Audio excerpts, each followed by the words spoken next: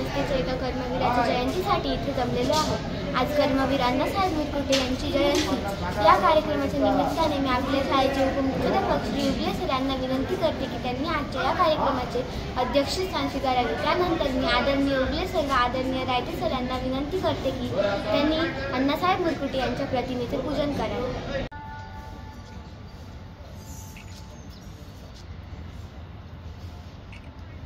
धन्यवाद सर। त्यानंतर आजच्या या शुभ दिनी आपला अण्णासाहेब मुरकुटे यांच्याविषयी अधिक माहिती सांगण्यासाठी येत आहे माझी वर्गमैत्रीण अवनी हुल्लाळे।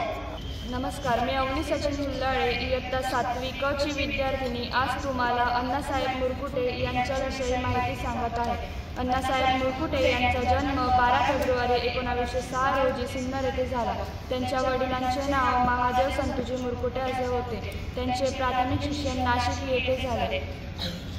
महाराज सयाजीराव गायकवाडांच्या सहाय्याने त्यांनी BA पूर्ण केले व पुढे पुणे येथे कायद्याची पदवी मिळवली। त्यांनी सत्यशोधक चळवळ व पुढे काँग्रेस चळवळीचा प्रभाव केला।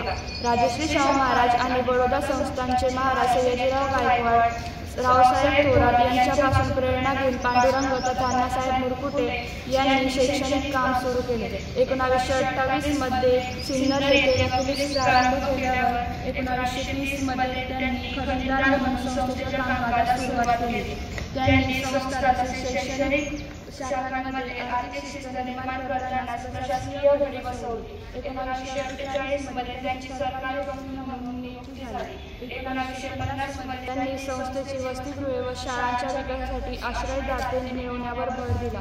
विविध गावांतील शाळांची गुणवत्ता व त्या स्वयंपूर्ण करण्यासाठी ते आग्रही होते। ते नाशिक जिल्हा बोर्डाचे अध्यक्ष व सदस्य होते।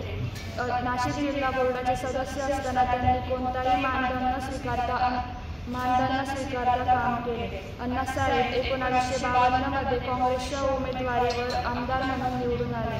संयुक्त महाराष्ट्राच्या प्रश्नावर त्यांनी राजीनामा दिला। निस्पृह वृत्ती, सेवाभाव, करारीपणा, व्यक्तिशीलपणा व स्वच्छ प्रशासन यांना त्यांचे प्राधान्य आहे। 20 ऑक्टोबर 1956 मध्ये त्यांचा मृत्यू झाला। अशा या थोर कर्मवीरास माझा प्रणाम। धन्यवाद अवनी। याच्यानंतर आभार प्रदर्शन करण्यासाठी येत आहे माझी वर्गमैत्रीण अर्पिता पाटील। आजच्या कार्यक्रमासाठी उपस्थित उपमुख्याध्यापक आदरणीय उगले सर व आदरणीय रायते सर यांचे प्रथम मी आभार मानते।